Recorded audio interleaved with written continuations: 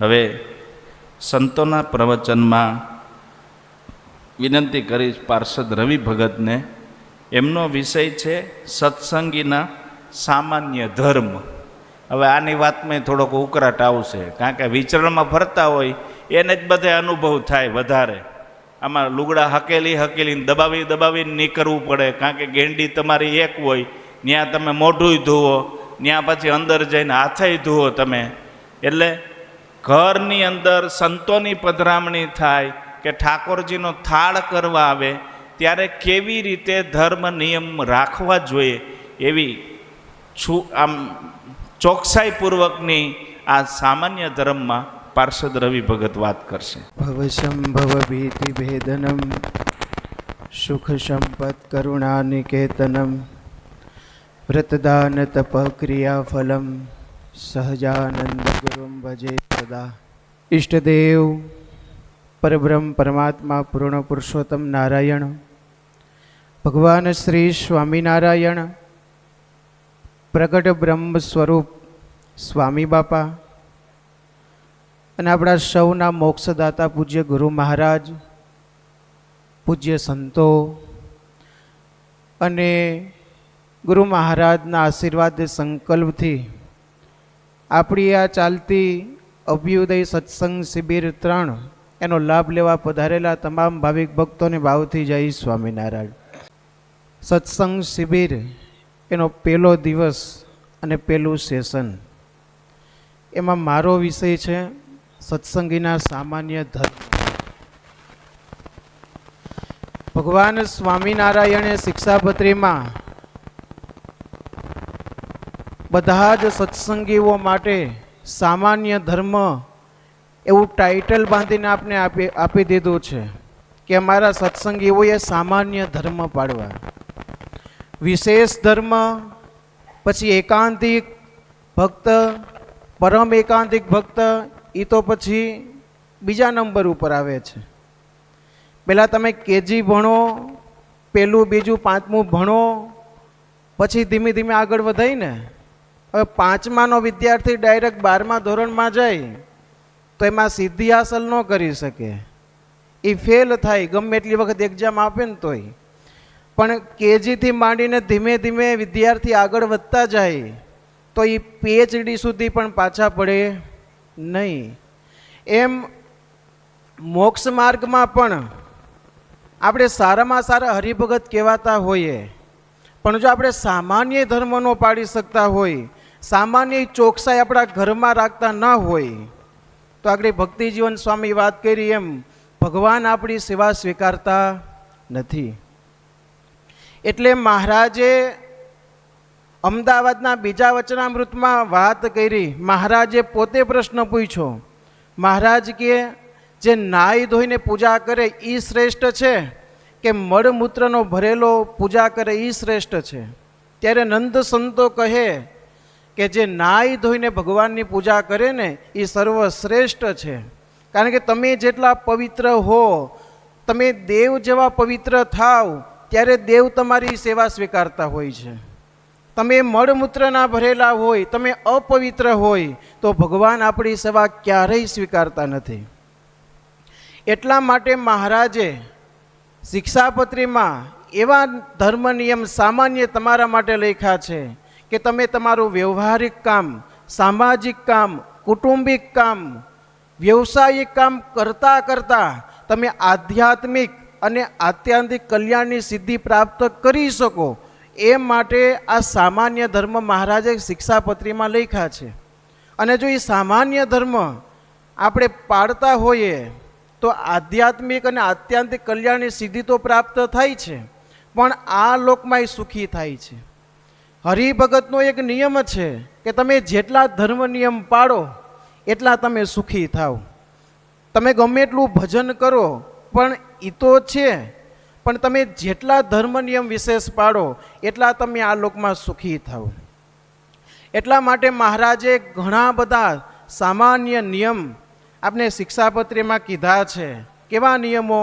કે સૂર્ય ઉગ્યાથી પ્રથમ જાગવું, આત્મઘાત ન કરવો, માંસ ન ખાવું, દારૂ ન પીવો, વ્યભિચાર ન કરવો, વ્યસન ન કરવા, ગાળ ન બોલવી, ગાયડા વિનાનું પાણી ન પીવું, ગુરુનું અપમાન ન કરવું, તિલક ચાંદલો પૂજા સંપૂર્ણ કરવું, આ બધા જ સામાન્ય ધર્મ આપણે મહારાજે શિક્ષાપત્રીમાં બતાવ્યા છે. આપણા ભગવાને જે આપને આજ્ઞા કરી છે કે આપણે શિર સાથે કાયમીને માટે નિયમિત પડાવવી જોઈએ. આપણા જુનાગઢના ગોવા ભગત હતા, એને નિયમ હતું કાંદા લસણ ન ખાવા. પોતે નોકરી કરતા, શેઠાણીએ લસણવાળી કઢી આપી તો એ ગોવા ભગત કે મને નહીં ખપે. ઓલા શેઠાણી કે અમે એવા ઉચ્ચ જ્ઞાતિમાં અને તું હાવ નિમ્ન જ્ઞાતિનો અને તારે નહીં ખપે? નહીં, મારા ભગવાને મને ના પાડી. એવી જ રીતના સગરામ ભગત આપણા સંપ્રદાયમાં થઈ ગયા. એ હાવ નિમ્ન જ્ઞાતિમાં હતા. મહારાજના દર્શન કરવા જતા હતા એક વખત, એની સાથે ઉચ્ચ જ્ઞાતિના 4-5 હરિભક્તો હતા બીજા લોકો. એટલે નદી આવી ને તો ઓલા બધાય બળદની જેમ પાણી પીવા માંડ્યા મોઢું માંડીને. અને આ સગરામ ભગત તો વ્યવસ્થિત કપડામાં પાણી ગાળીને પછી પાણી પીધું. ઓલા બધાય કે અમે એવા ઉચ્ચ જ્ઞાતિમાં, તું આવું નિમ્ન જ્ઞાતિનો, અને આવું કેમ? તો કે તમે ધર્મ છોડ્યો અને મેં તમારો ધર્મ સ્વીકાર્યો. એટલે આપણે જેટલા પવિત્ર થઈએ એટલી ભગવાન આપણી સેવા સ્વીકારતા હોય છે. સત્સંગીના હાવ સામાન્યમાં સામાન્ય ધર્મ પહેલાં કયા? તો પહેલાં ઘરની ચોકસાઈ હોવી જોઈએ. કેવી ચોકસાઈ હોવી જોઈએ? તો પહેલાં તમારી ગેંડી, હાથ ધોવાની ગેંડી હોય ને, એની ચોકસાઈ પહેલાં હોવી જોઈએ. તમે દિશા જઈને ગેંડીનો યુઝ કરો હાથ ધોવા માટે, અને એ જ ગેંડી ઉપર તમે સવારે બ્રશ કરો, એ જ ગેંડીમાં તમે મોઢું ધોવો, એ જ ગેંડીમાં તમે કોગળા કરો, તો કોગળા કરવાની, હાથ ધોવાની ગેંડી અલગ હોવી જોઈએ, અને દિશા જઈને હાથ ધોવાની ગેંડી પણ અલગ હોવી જોઈએ. કારણ કે એ અપવિત્ર છે, અને એમાં તમે હાથ ધોવો, મોઢું ધોવો, પછી તમે ભગવાનની પૂજા કરવા જાઓ તો તમે અપવિત્ર છો, તો ભગવાન તમારી પૂજા સ્વીકારતા નથી. કારણ કે સત્સંગ વિચરણમાં ફરવાનું હોય ગુરુ મહારાજ ભેગું, તો ઘણા બધા એવો પ્રસંગો બને કે એટે જ સંડાસ બાથરૂમ હોય તો એક જ ગેંડી હોય, મોઢું અહીંયા ધોવાનું, બ્રશ અહીંયા કરવાના, દિશા જઈને હાથ અહીંયા ધોવાના. પણ ખરેખર દિશા જાઓ પછી નાહવું જોઈએ, એની ગેંડી પણ અલગ હોવી જોઈએ. એટલે આ ખાસ બધા જ હરિભક્તોએ જ્યારે નવું મકાન બનાવો, અત્યારે બની ગયા હોય તેમાં નવી ગેંડી ફિટ કરવામાં વાંધો ન આવે, પણ જે નવા મકાન બને એને તો પહેલેથી પ્લાનમાં રાખવાનું કે હાથ ધોવાની ગેંડી અલગ, દિશા જઈને હાથ ધોવાની ગેંડી અલગ. બીજું કે બેનો ઠાકોરજીનો થાળ બનાવતા હોય છે, તો ઠાકોરજીનો થાળ એ પવિત્ર થઈને બનાવવો પડે. તમે રસોઈ બનાવતા બનાવતા વાતું કરો, એ થૂક ઉડે. તમે રસોઈ બનાવતા બનાવતા પરસેવો લૂવો તો એ હાથ ધોવા પડે. તમે રસોઈ બનાવતા બનાવતા છોકરાઓને શેડા આવતા હોય તો એ કાઢો, પછી એની પાછા રોટલી વણવાનું ચાલુ રાખો, તો એ અપવિત્ર કહેવાય. એટલે જેટલી ચોકસાઈ આપણે આપણા ઘરમાં રાખીએ એટલો ભગવાનનો રાજીપો આપણી ઉપર થાય છે. બીજું કે જ્યારે સંતો પધરામણીમાં આવે કે સંતો થાળ કરવા આવે ત્યારે કેવી ચોકસાઈ રાખવી? તો પહેલાં તો જ્યારે પધરામણી કે રસોઈ હોય ત્યારે તમારા બેઠેલા સોફા હોય, તમારે બેઠેલા સેટી હોય, તો એ પહેલાં સફાઈ કરવી જોઈએ. એમાં નવા ચાદર એ બધાય પાથરવા જોઈએ. ગુરુ મહારાજ માટે વ્યવસ્થિત આસન બનાવવું જોઈએ. સંતો બેહે એમાંય વ્યવસ્થિત સોફો હોય, સેટી હોય, તો નવું તમારે આસન કે ઓછાડ પાથરવો જોઈએ. તમારા બૈરાઓ, છોકરાઓ બધા બેઠા હોય અને એમાં ને એમાં તમે સંતોને બેહાડો તો એ અપરાધ લાગે છે. બીજું કે જ્યારે સંતો રસોઈ કરવા આવે ઘરે ત્યારે રસોડાની ચોકસાઈ પણ એવી હોવી જોઈએ કે એકવાર અમુક હરિભક્તો એવા છે કે એની ઘરે રસોઈ કરવા જાય સંતો તો કંઈ માગવું જ ન પડે, એવી ચોકસાઈ હોય કે એવી ચોકસાઈ બધાય હોતી નથી. ત્યાં સંતો રસોઈ કરવા જાય એટલે પેલા ગયણા માગે કે ભાઈ ગયણા આપો, મારે નળે બાંધવા છે. કારણ કે ફિલ્ટર આવ્યા એટલે એવું કે ભાઈ ફિલ્ટરનું પાણી ગાળવાનું હોય નહીં, પણ ત્યાં ગયણો તો બાંધવાનો હોય.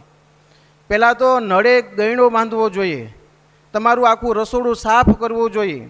પછી તમે જે મસાલા કાયમી વાપરતા હોય એ ન ચાલે, નવા મસાલા ભરવા જોઈએ, બધા જ વાસણો સાફ કરીને રાખવા જોઈએ. એક હરિભગતની ઘરે રસોઈ કરવા ગયા હતા, તો સંતો અહીંયા પહોંચ્યા, તો રસોડામાં ગયા ને તો પોતે સવારે ચા તો પીતા હોય, ચા હવે સામાન્ય કરી નાખ્યો હાવ માવાની જેમ. હવે ચા પીધેલો તો ચાના વાસણ એમને હતા, એ પછી મેન મુક્ત સામે સાફ કર્યા. એટલે તમારી ઘરે સંતો રસોઈ કરવા આવે તો તમારી રસોડાની ચોકસાઈ, તમારા ઘરની ચોકસાઈ અને તમારા બાથરૂમની ચોકસાઈ હોવી જોઈએ. બાથરૂમમાં પણ એવું હોય, સંતો બાથરૂમ કરવા જાય, તમારો નાહવાનું બાથરૂમ હોય એમાં જ બાથરૂમ હોય કરવાનું, તમારે હોય ને અમારે બધાયને, કારણ કે સંડાસને અડીએ તો નાહવું પડે. તો હવે બાથરૂમમાં સંતો બાથરૂમ કરવા જતા હોય ને તો પહેલાં તમારે બધું સાફ કરવું પડે, એવું બધું ગંધારું ભેળું હોય. એટલે નાનામાં નાની ચોકસાઈ જો આપણે રાખીએ, સંતો થાળ કરવા આવે કે પછી તમે કાયમીને માટે ત્યાં ઘરે થાળ કરતા હોય, તો બધી જ ચોકસાઈ આપણા ઘરે આપણા જીવનમાં કાયમીને માટે હોવી જોઈએ. એટલા માટે સત્સંગીના સામાન્ય ધર્મ ભગવાન સ્વામિનારાયણે શિક્ષાપત્રીમાં લખ્યા. ઘણા હરિભક્તો એવું કહે કે ભાઈ લહણ ડુંગળીમાં શું વાંધો, ભલે પૂજા કરતા હોય, તિલક ચાંદલો કરતા હોય, પાણી ગાયડા વગર પીવામાં શું વાંધો. પણ એક આજ્ઞા જો ભગવાનની આપણે સામાન્ય આજ્ઞા જો આપણે કીધે ચૂકાઈ જાય તો મહત આજ્ઞા ચૂકાતા વાર નહીં લાગે. એટલે વિશેષ કરીને પહેલાં તો આપણે આધ્યાત્મિક સિદ્ધિ પ્રાપ્ત કરવાની છે, આપણું આત્યંતિક કલ્યાણની સિદ્ધિ પ્રાપ્ત કરવાની છે, આપણે ભગવાનને ગુરુ મહારાજને રાજી કરવાના છે, આપણે મરીને ભગવાનના ધામમાં બેસવાનું છે. તો એના માટે આ સામાન્ય ધર્મ, સામાન્ય નિયમ અનિવાર્ય પાડવા જોઈએ. ઉપલેટાના ડોહીમાં હતા, ગુણાતીતાનંદ સ્વામીની વખતની વાત, સમાધિનિષ્ઠ ડોહીમાં હતા, પણ એવો દુકાળ પડ્યો, ખાવાનું કાંઈ મળે નહીં. પણ બધાએ બહુ કીધું ને એ ખાલી એક વખત કાંદા ખાધા, અને એમાં મહારાજને ધામમાં તેડવા આવ્યા અને મેરુની ટોચ ઉપર 6 મહિના રાખ્યા, અને ત્યાં ડુંગળીની ગંધ કીધવી, પછી એને મહારાજ ધામમાં લઈ ગયા. સમાધિનિષ્ઠ પોતે હતા, છતાં પણ એક વખત કાંદા ખાધા તો મહારાજે 6 મહિના મેરુની ટોચ ઉપર એકલા રાખ્યા હતા. તો એ તો સમાધિનિષ્ઠ હતા. આપણું શું થાય? આપણે માવાઈ સામાન્ય કરી નાખ્યા, ગાયડા વગરનું પાણી સામાન્ય કરી નાખ્યું, ઘરમાંય અપવિત્ર ઘણું બધું કરી નાખ્યું છે. તો ભગવાન આપણી સેવા સ્વીકારશે? આપણે ભગવાનના ધામના અધિકારી બનશું? એટલે પાયાના પથ્થરથી જો તમારો પાયો જેવો મજબૂત હોય એવી બિલ્ડિંગ મજબૂત બને. એમ સામાન્ય ધર્મ તમારા જેટલા મજબૂત હશે ને એટલા મહત ધર્મ મજબૂત થશે, અને ભગવાનનો રાજીપો પણ એટલો વિશેષ થશે. એટલા માટે વિશેષ કરીને આપણે જે મહારાજે શિક્ષાપત્રીમાં આજ્ઞા કરી એ આજ્ઞા શિર સાટે પાડીએ અને એને કેને પ્રકારે ભગવાનને ગુરુ મહારાજને રાજી કરીએ. એટલા માટે સત્સંગીના સામાન્ય ધર્મ એ જ છે કે જીવન શુદ્ધ થાય, સત્ય અને ભગવાનમય બનવું. જો આ નિયમનું પાલન કરીએ તો જીવન શાંતિ, સુખ અને મોક્ષમય બની જતું હોય છે. એટલા માટે કોઈ કવિ એક પંક્તિ લખી છે કે ધર્મ વગરનું જીવન ખાલી છે, ધર્મ વગરનું જીવન ખાલી, સત્સંગીનો શણગાર ધર્મ છે. સત્ય વચન અને શુદ્ધ વિચાર એ જ ભક્તનો સાચો આધાર છે. નહીં ચોરી નહીં વ્યસન, નહીં ચોરી નહીં વ્યસનનો સંગ, એમાં વસે ભગવાનનો રંગ. માતા પિતા અને ગુરુને માને, માતા પિતા અને ગુરુને માને, એથી પ્રસન્ન થાય ભગવાન. નિયમ અને નિષ્ઠા રાખે જે સાથ, એને મળે ભગવાનનો સાચો સંગાત. એટલે વિશેષ કરીને આ બધું જ આપણે જો આપણા જીવનમાં કાયમીને માટે તત્પર થઈને કરીએ તો વિશેષ ભગવાનનો રાજીપો મળે, ગુરુ મહારાજનો રાજીપો મળે, અને આપણે આત્યંતિક જે લક્ષ્ય કરીને આવ્યા છીએ કે આત્યંતિક મોક્ષની સિદ્ધિ કરવા માટે, તો એ પણ આપણે પ્રાપ્ત કરી શકીએ. બોલો સ્વામિનારાયણ ભગવાનની.